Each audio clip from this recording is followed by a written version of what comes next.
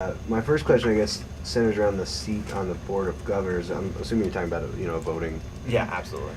Um, I know that that's been a big struggle this semester, and it doesn't look like the Board of Governors is too amenable to that. Yeah, that's true. I guess what kind of approach are you going to take now that you've seen they're kind of resistant, and would you push for a seat for Pueblo as well? Definitely, we are sister institutions, so they would get one as well. Uh, Missouri, they took what was it 25 years to get a seat. Maybe 15. Yeah, it was okay 15. Don't quote me on that, Long but time. it took a very long time, and year after year after year they pushed it, and I think that's what we need to do as well.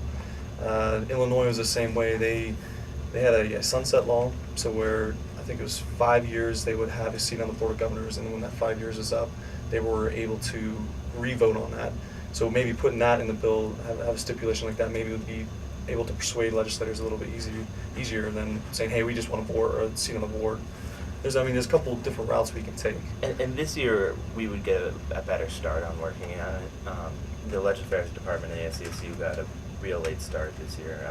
We ended up dropping our director, and Seth Walter had to move from Senate over to that. So I think if we were to be able to start over the summer right away and start working on it, then we'd have a lot stronger, a lot more positive response to it.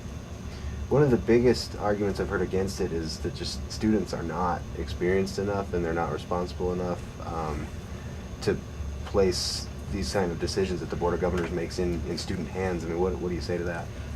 There's multiple states that already have a member on their board. Illinois, for example, every single university has a member on their board.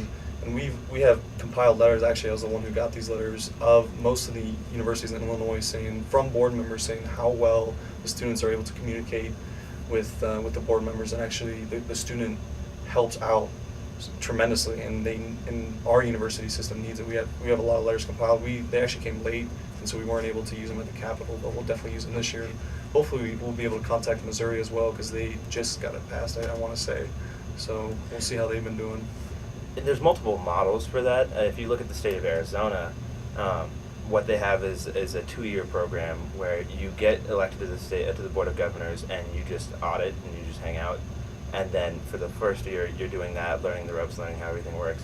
That the next student, the student who had the vote, will graduate, and then you take that voting position, which will give you that time to have that institutional knowledge to know how everything works.